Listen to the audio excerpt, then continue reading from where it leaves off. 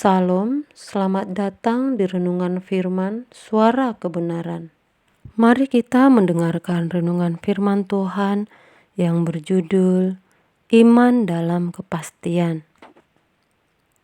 Iman menjadi suatu kepastian ketika iman itu diwujudkan dalam tindakan atau perbuatan nyata. Salah satu penyesatan yang berhasil, yang masif meliputi seluruh dunia, dan di sepanjang perjalanan sejarah gereja, dan kemudian dari hal itu tersusun doktrin-doktrin yang sebenarnya pilarnya adalah suara dari kuasa kegelapan, bukan dari Alkitab. Penyesatan itu adalah menyamakan iman kepada Allah dengan keyakinan, dan kalau sudah meyakini, dianggap sebagai orang beriman. Yakobus mengatakan di dalam Yakobus 2 ayat 19, engkau percaya bahwa hanya ada satu Allah saja, itu baik. Tetapi setan-setan pun juga percaya akan hal itu, dan mereka gemetar. Sebenarnya teks aslinya di sini bukan setan, melainkan roh-roh jahat. Sedangkan setan adalah penghulu atau pemimpin.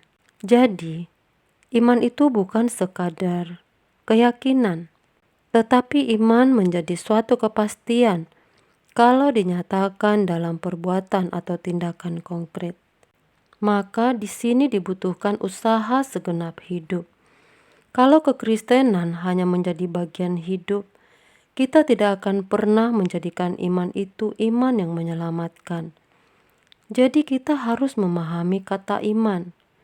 Ini tidak sama dengan keyakinan di dalam pikiran.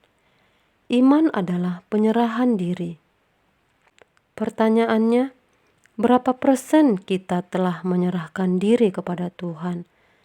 Tentu harus 100% atau sepenuhnya, yang dinyatakan di dalam mengasihi Allah dengan segenap hati, akal budi, dan kekuatan.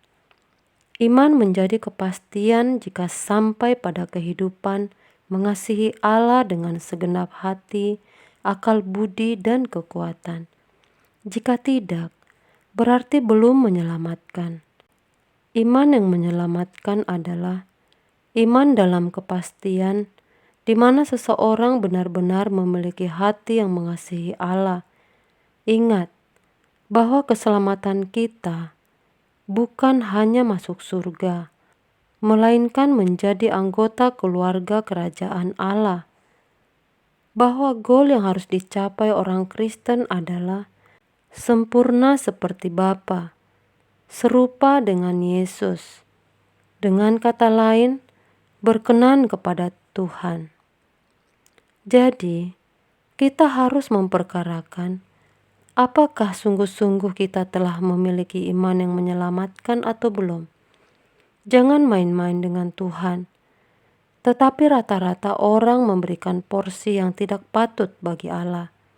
Padahal untuk membangun keyakinan yang benar, menjadi iman dalam kepastian, kita harus sungguh-sungguh memperkarakan beberapa hal. Yang pertama, apakah masih ada dosa yang kita lakukan? Tentu dosa yang melanggar moral bisa kita pahami dengan cepat. Tapi ada perbuatan kita yang belum kita sadari, yang ternyata melukai orang.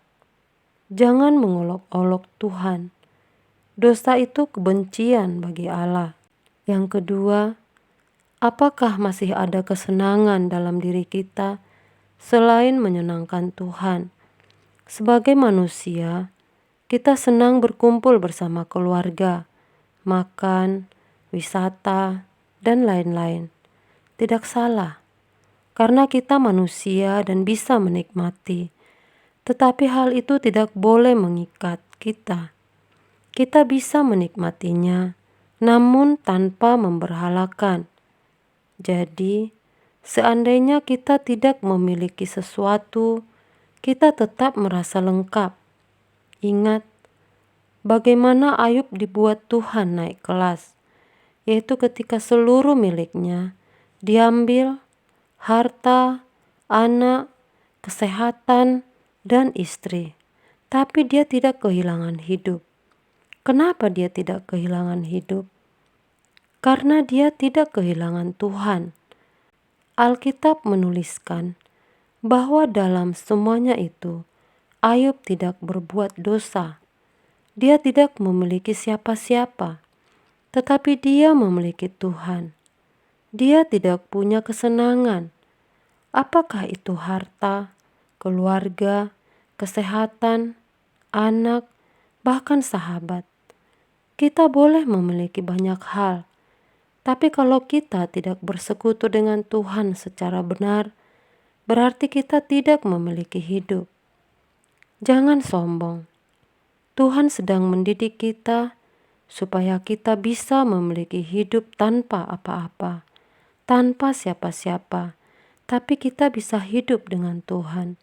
Yang ketiga, apa motivasi hidup kita? Motivasi hidup kita harus satu, yaitu melayani Tuhan, menyenangkan hati Allah. Salah satu motivasi yang tidak tepat dalam hidup adalah tidak memberi yang terbaik untuk Tuhan. Pelayanan ini harus yang terbaik. Dunia kita hanya untuk mengabdi kepada Tuhan, dan itu tidak membuat kita merasa capek. Kita harus berani memperkarakan hidup kita. Apa salahku Tuhan? Bukan dalam rangka kita sedang mengeluh. Apa salahku yang membuat Engkau tidak nyaman atau bahkan terluka? Apa salahku? Dosa apa yang masih kulakukan? Kalau Tuhan sudah mengampuni kita, melupakan dosa kita, dan menutupi kesalahan kita, jangan berbuat dosa lagi. Taklukkan masa depan kita di bumi ini dengan kesucian. Jadi, tidak ada kata mudah-mudahan masuk surga. Kalau hari ini kita tidak ada dalam lingkungan kerajaan surga, maka kita tidak masuk. Jadi, mestinya kita selalu melihat keadaan kita ini benar-benar layak di hadapan Allah atau tidak. Karena keadaan kita inilah keadaan abadi yang pada waktu kita mati tidak akan berubah. Ini merupakan nilai akhir. Maka selagi ada kesempatan, kita berbenah diri. Iman menjadi suatu kepastian ketika iman itu diwujudkan dalam tindakan atau perbuatan nyata. Demikianlah renungan ini kiranya dapat memberikan pencerahan bagi kita semua. Tuhan Yesus memberkati.